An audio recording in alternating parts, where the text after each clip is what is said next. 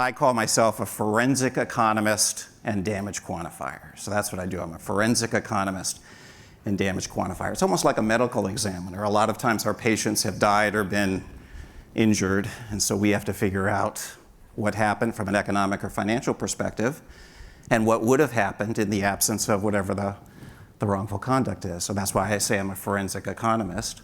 And then the damage quantification part is how much actual harm in monetary terms has the client suffered or has the opposing party suffered. So forensic economics and damage quantification. Because of the nature of the work we do, forensic in nature, and damages in a lot of different environments, you really need a lot of different skills. So we work in a multidisciplinary environment. What does that mean? We hire accounting people. Why would we have people with an accounting background?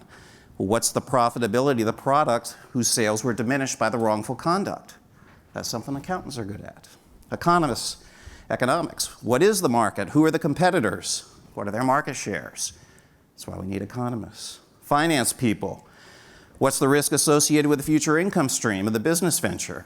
What's the discount rate we should use to collapse that future income stream into a present value today?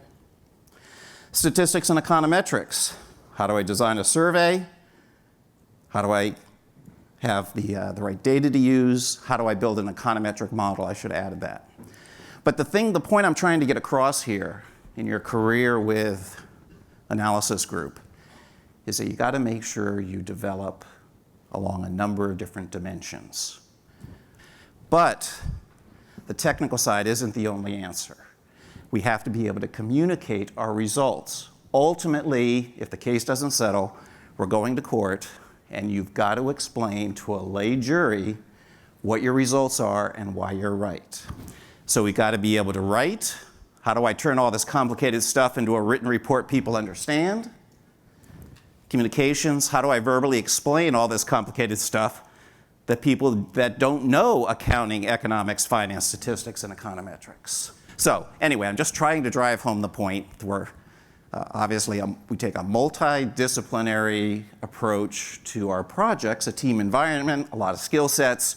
We have to be absolutely technically competent, but we also have to be able to explain things in an easily understandable fashion.